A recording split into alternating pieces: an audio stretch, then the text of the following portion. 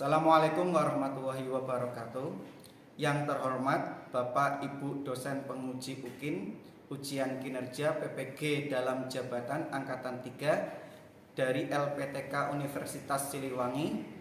Di sini saya akan memperkenalkan diri saya. Saya mahasiswa PPG dalam jabatan angkatan 3, nama Ainur Rafiq, guru dari SMK Negeri Karangpucung, Kabupaten Cilacap, Jawa Tengah. Pada hari ini, Senin 18 Oktober 2021, saya akan melaksanakan praktek pembelajaran dalam ujian kinerja PPG dalam jabatan 2021 dengan menggunakan KD 3.3, yaitu menganalisis berbagai teori tentang masuknya agama dan kebudayaan Hindu, Buddha, serta pengaruhnya terhadap kehidupan masyarakat Indonesia. Berikut pembelajaran yang akan saya lakukan.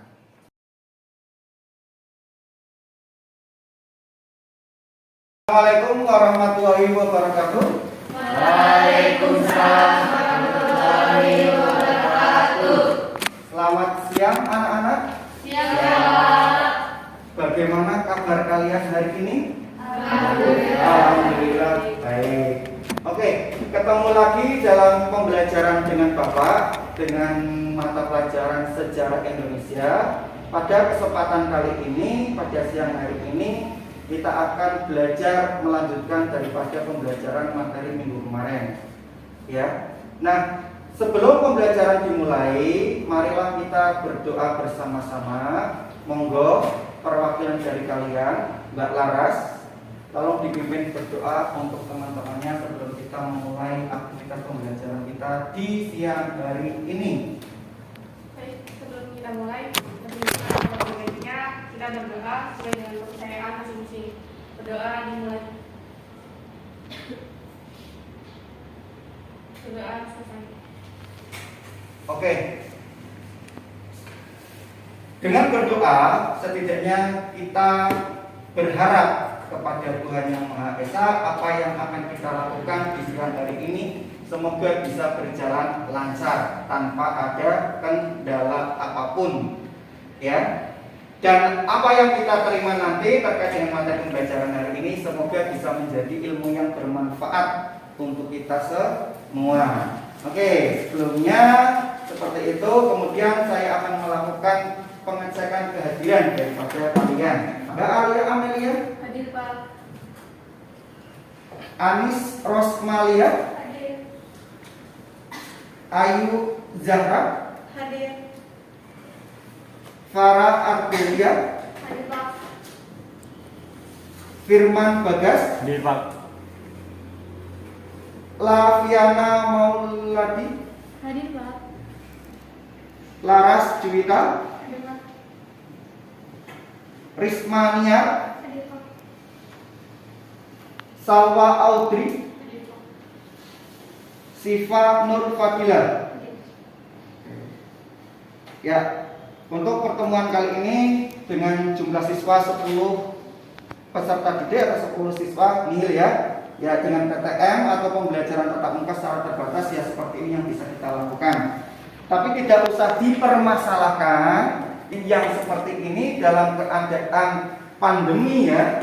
Kita tetap harus semangat, kita tetap harus menjaga kesehatan bersama agar kita bisa melaksanakan berbagai macam kegiatan baik itu di lingkungan sekolah maupun di lingkungan masyarakat. Penyemangat kita di siang hari ini walaupun cuacanya panas biar tetap tambah panas ya, tambah ceria, tambah termotivasi. SMK Bisa. SMK Bisa. SMK Negeri Karangpucung Luar biasa. Oke, terima kasih. Ya, mudah-mudahan dengan semangat seperti ini kita dapat melaksanakan kegiatan pembelajaran di hari ini, di siang ini dengan baik ya. Ini kita akan melakukan pembelajaran yaitu terkait dengan teori ajaran agama Hindu di Nusantara. Ya, kalian pernah itu enggak apa namanya mendengar terkait dengan ajaran agama Hindu? Pernah? Pernah ya? Pernah. Secara tidak langsung agama Hindu itu kan menjadi bagian daripada agama yang diakui oleh pemerintah di negara Indonesia. Apa yang kalian ketahui tentang ajaran agama Hindu? Biasanya sesajen. Nah, pernah nggak kalian melihat orang menaruh atau memberikan atau membuat sesuatu sesajen? Nah, itu kalau kita lihat sesajen itu merupakan bagian daripada ajaran agama Hindu. KD kita ini yaitu KD 3.3 yaitu menganalisis berbagai teori tentang masuknya ajaran agama dan kebudayaan Hindu dan Buddha serta pengaruh terhadap kehidupan masyarakat Indonesia. Itu kompetensi dasarnya. Ya, kita satu sisi mengatakan terkait dengan tujuan bahwa kita penting walaupun notabene kita itu Islam ya, Muslim ya, tapi setidaknya agama Hindu itu bagian daripada kehidupan yang ada di masyarakat kita. Jadi menurut saya, menurut kita bersama setidaknya kita tahu secara pengetahuan terkait dengan proses dan perkembangan daripada ajaran agama Hindu. Nah, itu tujuan saya mengajak kalian kita belajar terkait dengan teori-teori masuknya ajaran agama Hindu di Indonesia. Menganalisis masuknya agama Hindu ke Indonesia dari teori Brahmana itu yang pertama. Yang kedua yaitu teori kesatria. Yang ketiga yaitu teori Waisa. Dan yang keempat yaitu teori arus. Kurang lebihnya seperti itu indikator yang akan kita capai ya, sehingga secara tidak langsung ini sangat penting untuk kita ketahui bagaimana agama itu bisa masuk ke Nusantara. Kalau kita lihat alur kronologinya kan sebelum Islam agama itu dulu. Nah, di sini itu sangat penting kita belajar terkait dengan teori-teori masuknya ajaran agama itu. Bagaimana sih proses masuknya, kok bisa ada di Nusantara seperti itu kan? Nah, ini tujuannya kita lihat. Nah, nanti kita dalam pembelajaran kali ini seperti biasanya kita akan melakukan kajian terhadap materi tersebut dan kemudian nanti kita akan melakukan dalam bentuk diskusi kelompok. Ya, seperti biasa nanti kita akan membagi kelompoknya. Saya bagi sekarang aja ya kelompoknya. Oke. Ya, kelompok pertama nanti tak sebut namanya itu kelompok Brahmana. Itu ada, saya bagi ya, ada satu Mbak Risma, Mbak Alia dan Mbak Anis. Itu kelompok Brahmana. Yang kedua kelompok kesatria. Ada Mbak Sawah, Mbak Siva dan Mbak Farah. Kelompok kesatria. Nah, kelompok dua ya kesatria. Yang ketiga atau kelompok Waisa itu ada Mas Firman dan Mbak Laviana.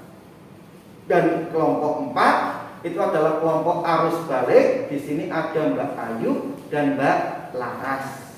Nah, itu nanti kita akan melakukan diskusi dengan kelompok tersebut. Nanti saya harap setelah kita masuk ke sesi diskusi, kalian secara otomatis nanti masuk ke kelompok masing-masing. Seperti biasa juga, nanti setelah diskusi selesai, setidaknya nanti ada presentasi ke kelompok. Yang akhir, kita akan melakukan evaluasi. Nah, evaluasi ini sangat penting bagi kita atau bagi kalian, yaitu terkait dengan pengukuran pencapaian ya kompetensi pengetahuan terkait dengan materi yang akan kita laksanakan hari ini. Ada pertanyaan untuk kalian, monggo. Ya. Kan kita di sini akan membahas teori ya. Nah, teori Brahmana itu kayak apa ya? Mbak Ayu. Teori Brahmana itu dewa kan, Pak? Iya. Nah, setahu saya Brahmana itu dewa doang. Oh, dewa doang. Oke. Ya, teori Brahmana itu teori dari dewa ya. Ya, itu menurut Mbak Ayu. Oke, nggak apa-apa Mbak. Nah, berikutnya coba Mas Firman ya, Mas Firman. Mas Firman, menurut Mas Firman, kalau teori kesatria itu gimana Mas? Kalau menurut saya Pak, teori kesatria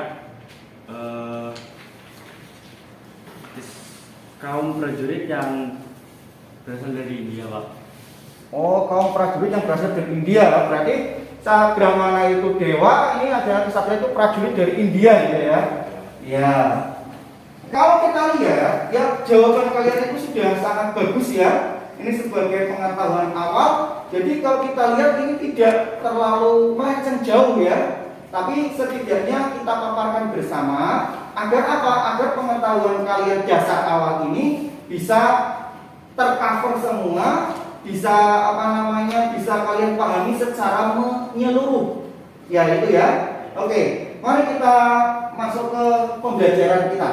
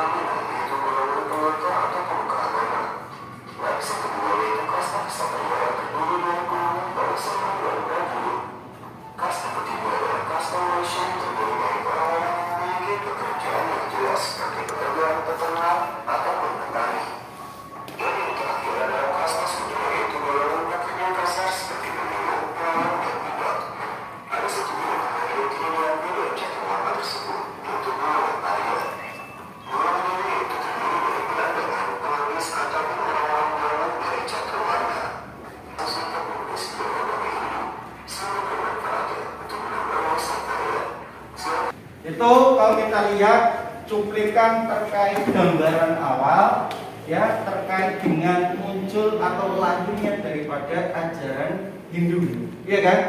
Iya. Nah kalau kita lihat seperti ini, lahir dan berkembangnya ajaran agama Hindu diyakini lahir di India sekitar tahun 1500 sebelum Masehi, berarti sebelum tahun 1 agama itu lahir ya.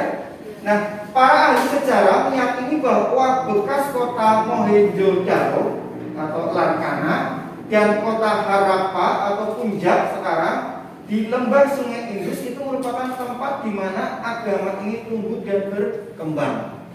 Secara tidak langsung, tadi kita sudah mendengarkan dalam video paparan ini ya, yang pertama bahwa agama itu lahir di India yang diawali dari adanya dua bangsa di sana. Bangsa pendatang sama bangsa yang mendiami asli wilayah India. Yang masih ingat tadi bangsa apa?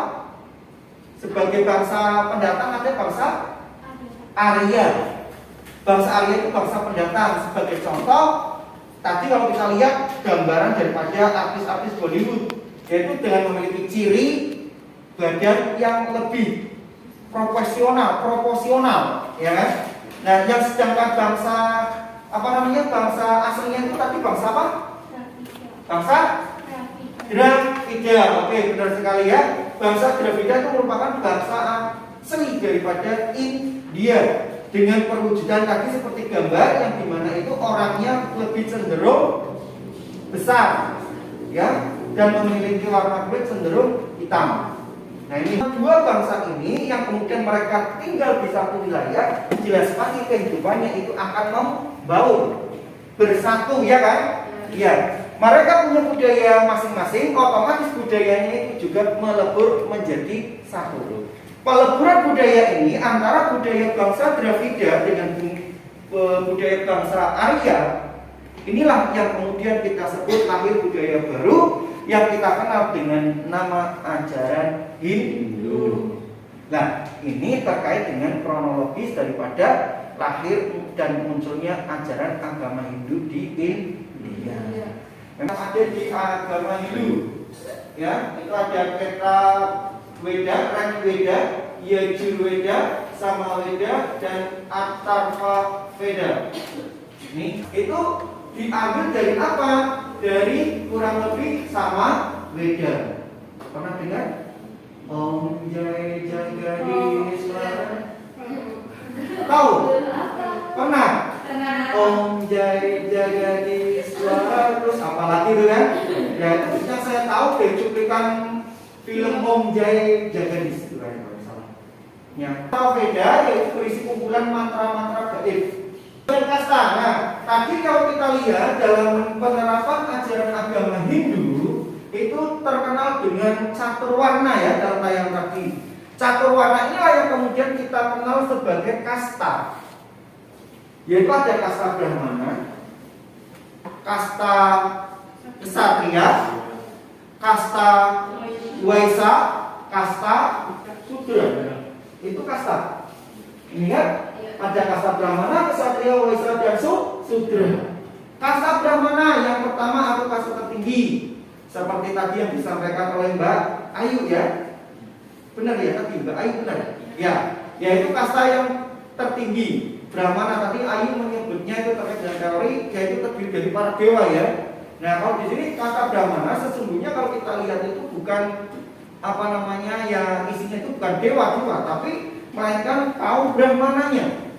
Ya, kasta Brahmana itu adalah kasta di mana dalam cakupannya itu atau isinya di dalamnya yaitu terdiri dari para Brahmana.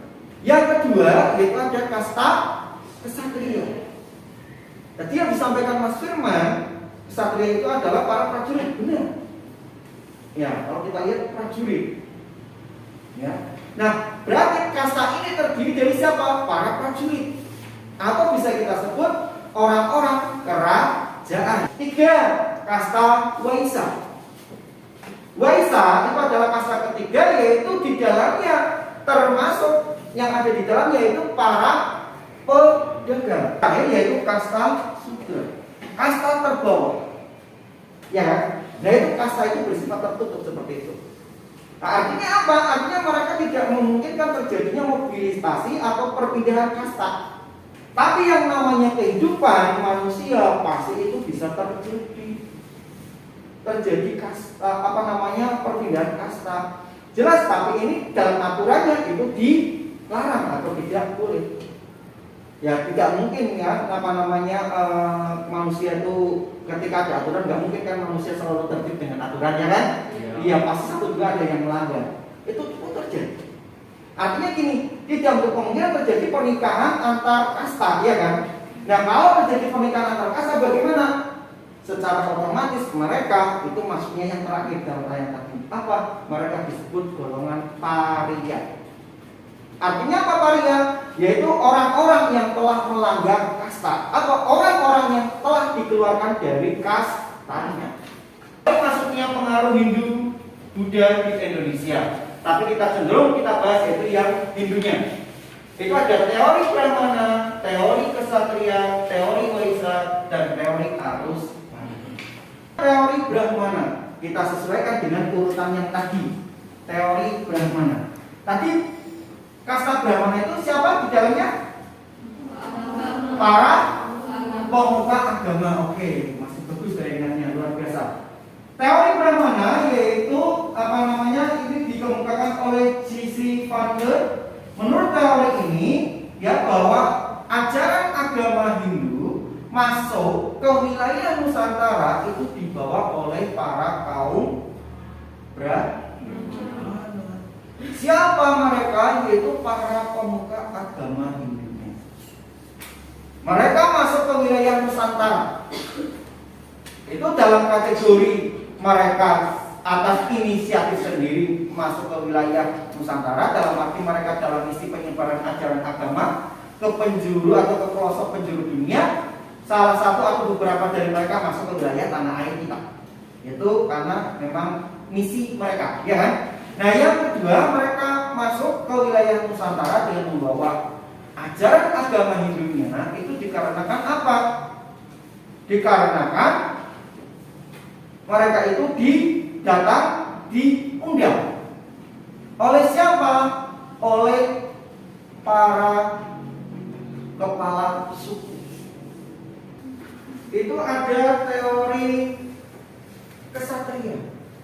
Ya. Teori kesatria didukung atau pendukungnya yaitu dari F.D. Kapos. Menurut teori ini, raja-raja India datang menyerang dan mengalahkan suku-suku Indonesia. Versinya seperti itu. Berikutnya mereka kemudian mendirikan kerajaan Hindu-Buddha di Indonesia. Itu seperti itu juga. Tetapi justru perperangan ini terjadi di mana? Di India sendiri, antara satu kerajaan dengan kerajaan yang lain. Yang namanya perang tidak untuk kemungkinan, pasti ada dua, kalah dan menang. Ya kan? Nah, istilahnya dalam penyelamatan diri ini, ya, setidaknya dari antara mereka, beberapa dari mereka itu ada yang masuk ke wilayah Nusantara. Ketika mereka golongan kesatria mereka bukan Brahmana, bukan ahli agama, tapi dalam pelarian mereka, ya, dalam penyelamatan diri mereka sampai suatu wilayah, walaupun mereka bukan ahli agama, tapi dalam diri mereka ada agama. Termasuk nanti teori-teori berikutnya. Nah, ini teori Waisa. Teori Waisa dengan tokoh pendukungnya yaitu N.J. Krom. Menurut teori ini, pengaruh Hindu dan Buddha dibawa dan disebarluaskan oleh para pedagang India yang juga berasimilasi dengan penduduk setempat. Ya, berasimilasi ya, bersatu bercampur. Ya, ini. Ya kan ada perpaduan budaya itu apa? Akulturasi, ada asimilasi. Nah, ini kayak tahu kalian. Teori yang ketiga yaitu teori Waisa. Jadi dalam teori ini yang didukung oleh N.J. Krom menyatakan bahwa teori ini, ajaran agama ini, agama Hindu masuk ke Indonesia itu dibawa oleh para saudagar atau para kita ketahui bersama ya, Mbak Mas, bahwa pada zaman dulu itu yang namanya perdagangan itu sudah terjadi. Perdagangan antar negara, menyeberangi lautan dari India ke Nusantara dengan menggunakan kapal, atau dari India kemana, yang jelas di antara mereka yaitu ke Indonesia, Nusantara, dengan menggunakan kapal yang notabene kapalnya tidak secanggih kapal-kapal sekarang, dengan mengandalkan angin, ya kan? Jelas pasti mereka melakukan pelayaran dalam jangka waktu yang lama, kan? Lama. Nah, perdagangan yang mereka lakukan itu bukan sebentar, satu hari selesai seperti pasar-pasar yang kita ketahui. Pernah ke pasar? Pernah. Kalau kalian amati kan pedagang di pasar itu kan datang pagi-pagi, ya kan? Dagangan habis, siang mereka pulang. Beralih ke lain waktu lagi, gitu kan? Iya. Tapi kalau ini bukan perdagangan seperti itu. Mereka datang masuk ke wilayah Nusantara tidak terus langsung pulang. Tapi jelas mereka berdagang di Nusantara itu dalam jangka waktu yang lama, tidak sebentar. Itu, ya. Mereka membawa dagangan.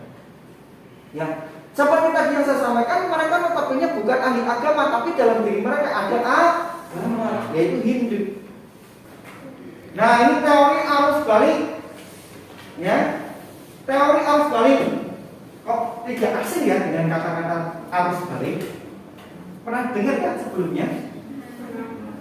Ini Mbak, Mas, kalian sok nonton itu enggak? Kalau arus mudik lebaran itu. Iya. Ya, setelah arus mudik kan tadi di arus Balik. Iya kan? Ya, maksudnya konsepnya ke situ dulu kita pahaminya. Ya. Waktu lebaran arus mudik nih, arus mudik itu kan dari kota pulang ke desa. Berarti kan ini dari India ke Indonesia, ya kan? Dan arus baliknya berarti dari desa kembali ke kota. Itu arus balik. Nah, berarti ini kalau arus balik berarti dari mana? Indonesia ke India. Nah, ini gambarannya kayak gitu. Ya, ini gambarannya kayak gitu. Ini katakanlah orang Indonesia. Ini Mas Firman lah ya.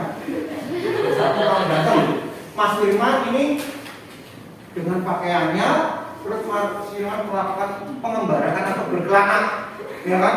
Pergi, ya. Kemana, Mas Firman? Ke India, Pak? Mau ke India? Untuk apa, Mas? Saya mau belajar, gitu kan? Belajar apa? Belajar agama. Nah, artinya apa?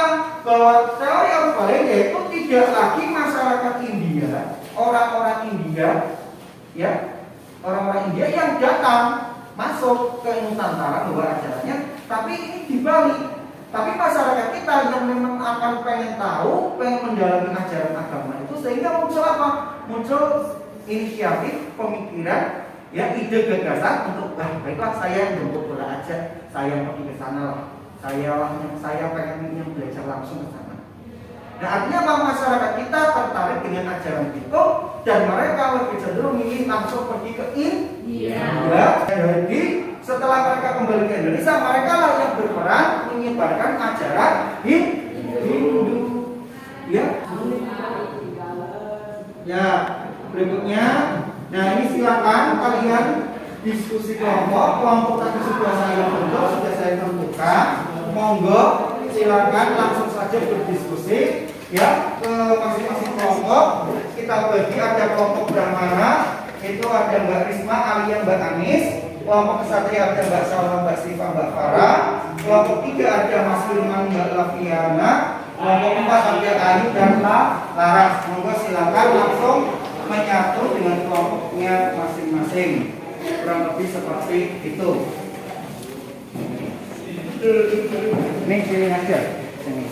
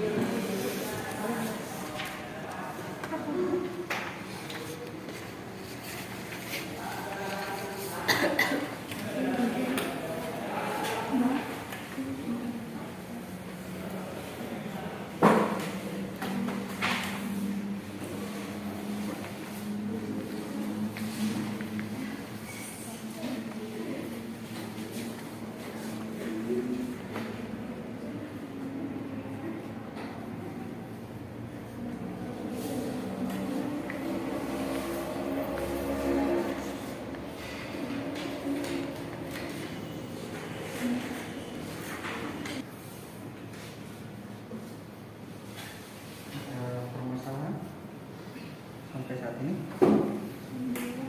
enggak ada. Oke, dilanjutkan saja. Monggo.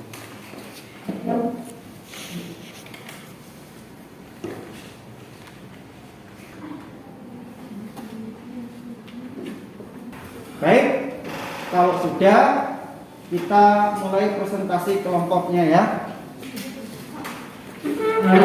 Kelompok kita mulai dari kelompok Brahmana. Monggo.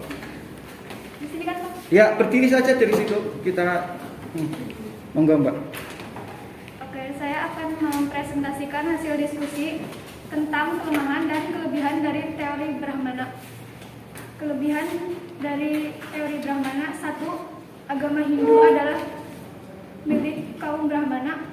Upacara penobatan kepada suku di Nusantara dilakukan oleh Brahmana. Yang ketiga, ketika menobatkan raja, kaum Brahmana membawa kitab Weda ke Nusantara. Keempat, Raja juga meminta Brahmana untuk mengajar di lingkungan istana. Kekurangan dari teori Brahmana: 1. Dalam kepercayaan Hindu kuno, para Brahmana diharamkan untuk menyeberangi lautan terlebih meninggalkan tanah air. Kedua, bahasa Sanskerta adalah bahasa yang sulit dipelajari, sehingga untuk mempelajari Weda, raja-raja Indonesia pasti membutuhkan bimbingan kaum Brahmana India. Oke, terima kasih kelompok Brahmana. Ya, itu kelompok Brahmana sudah menyampaikan hasil diskusinya terkait dengan kelebihan dan kekurangan daripada teori itu ya. Ya, jadi secara tidak langsung kekurangannya kalau kita lihat teori ini atau dalam penyebaran ajaran agama Hindu itu kalau kita lihat ya kaum Brahmana itu lebih cenderung dengan menggunakan bahasa Sanskerta ya. Bahasa Sanskerta itu adalah bahasa yang hanya dikuasai oleh kaum Brahmana. Sehingga apa? Sehingga di sini pasti mengalami kesulitan ketika kita sebagai penerimanya. Ya, kurang lebih gambarannya seperti itu. Ya, itu maka secara tidak langsung bagaimana ya, secara tidak langsung kita setidaknya di sini ya membutuhkan waktu atau proses yang lama dalam mempelajari terkait dengan ajaran agama Hindu yang dibawa oleh Brahmana. Ya, satu sisi. Di sisi lain disampaikan juga bahwa mereka harus meninggalkan keluarganya. Karena meninggalkan pergi dari India untuk Nusantara itu tidak dekat, jauh kan? Apalagi dengan tipe moda transportasinya zaman dulu pasti memakan waktu bertahun-tahun atau lama, belum proses penyebarannya. Ya, tidak untuk kemungkinan di antara mereka bisa saja mereka ibarat kata purna tugas di Indonesia di Nusantara ya, atau dalam misi penyebaran ajaran agama itu ternyata usia mereka tidak cukup, dalam arti mereka meninggal secara tidak langsung. Itu kalau kita lihat terkait dengan teori Brahmana, kelebihan dan kekurangan. Oke, kelompok kesatria silakan dipresentasikan. Di sini saya akan mempresentasikan hasil kerja kelompok diskusi 2 tentang kelemahan dan kelebihan dari teori kesatria. Kelebihan yaitu semangat mengarungi samudera dan menaklukkan daerah baru memang hanya dimiliki oleh jiwa kesatria. Ada hubungan baik yang terjalin antara kerajaan Hindu di Nusantara dengan kerajaan-kerajaan di India. Adanya konflik perebutan kekuasaan di kerajaan-kerajaan di Nusantara mendorong peran para kesatria untuk menunjukkan keahliannya di bidang perang. Kekurangannya, para kesatria tidak diketahui bagaimana cara para kesatria menyebarkan agama karena mereka tidak menguasai huruf Pallava dan bahasa Sanskerta. Oke, terima kasih. Ya. Ini saya dari kelompok 3 dari kelompok Faisa akan mempresentasikan hasil diskusi kelompok kami, yaitu mengidentifikasi kelemahan dan kelebihan dari teori Vaishya. Kelebihan dari teori Vaishya ini adalah sumber daya alam yang sangat banyak di Nusantara membuat para Vaishya tertarik untuk bertransaksi jual beli di Nusantara, sehingga dalam berdagang sambil menyebarkan agama Hindu. Kekurangannya, 1. Para Vaishya tidak menguasai Pallava dan Sanskerta. 2.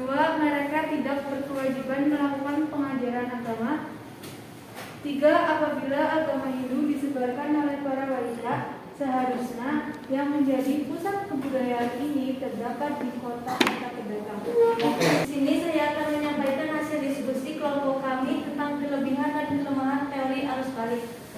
Untuk kelebihannya, 1. Ada kemungkinan putra para bangsawan di Nusantara pergi ke India untuk belajar agama dan kebudayaan Hindu. Tujuannya agar dengan ilmu yang mereka dapat dari India, para bangsawan bisa membuat kekuasaan di Nusantara dengan mencontoh kebudayaan Hindu di India. Kekurangannya, 1. Seperti tidak memungkinkan jika orang Nusantara pergi ke India untuk belajar agama dan budaya Hindu, karena pada saat itu masyarakat Nusantara masih bersifat pasif. Apa yang kita pelajari pada siang hari ini yaitu terkait dengan pelajaran sejarah Indonesia dengan tema yaitu teori masuknya ajaran agama Hindu ke Nusantara. Ada 4 teori yang menjelaskan yang kita paparkan bersama tadi, mulai dari teori Brahmana, terus teori kesatria, teori Waisa, dan teori arus balik. Ada 4 teori. Dari keempat teori tersebut, yang lebih mendekati ke arah paling benar, ya kan? Kalau kita tarik kesimpulannya itu ada teori Brahmana, kesatria, Waisa, dan arus balik. Dari keempat teori itu yang lebih mendekati kebenaran yaitu adalah teori Brahmana. Ini ada evaluasi, soalnya saya bagikan untuk bisa dikerjakan. Ada pertanyaan? Tiga, jelas ya? Oke, kalau jelas monggo langsung dikerjakan.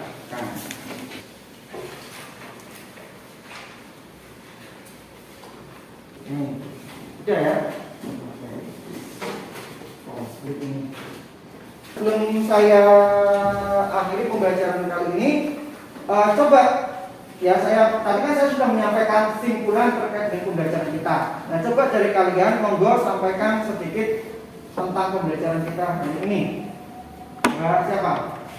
Oh, Mbak Laras, monggo Mbak Laras. Sambil baca atau pertanyaan dulu, Pak? Oh ya, stop, nggak apa-apa Mbak. Ya. Sebelumnya saya ucapkan terima kasih Pak sudah menyampaikan materi hari ini, dan dari pembelajaran hari ini saya lebih mengetahui tentang latar belakang masuknya Hindu ke Indonesia. Sebelumnya yang saya tahu itu hanya melalui jalur perdagangan ya Pak. Iya. Namun ternyata banyak kisah panjang dari masuknya agama Hindu, dan ada teori-teori yang saya belum ketahui, dan sekarang alhamdulillah saya ketahui karena materi dari Bapak. Saya ucapkan terima kasih. Oke, ya intinya berarti apa yang disampaikan Mbak Laras bisa kita anggap sebagai perwakilan dari kalian. Ya, tugasnya kayak gini. Dalam lingkungan masyarakat kita, karena secara tidak langsung notabene itu Islam, tapi agama Hindu itu pernah ada atau meresap di hati masyarakat kita dari dulu. Nah, tugasnya apa? Tugasnya silakan kalian cari, ya, bentuk-bentuk akulturasi di masyarakat kita yang ada pengaruh Hindunya. Paham? Paham? Paham. Cari bentuk akulturasi, ya, kebiasaan masyarakat tempat tinggal kalian yang masih ada pengaruh Hindunya. Nah, itu tugas kalian, bisa kalian catat, dan pada pertemuan berikutnya saya harap tugas itu sudah terselesaikan. Sampai di sini dulu pertemuan Bapak untuk hari ini. Kita lanjut dengan materi budaya minggu depan, dan jangan lupa tugasnya itu dikerjakan. Ada pertanyaan sebelum Bapak tutup? Tidak. Oke, cukup ya. Kalau cukup untuk pertemuan hari ini dengan materi pembelajaran kita, yaitu teori-teori masuknya ajaran agama Hindu di Indonesia, saya anggap selesai, dan kita ketemu pada pertemuan minggu depan.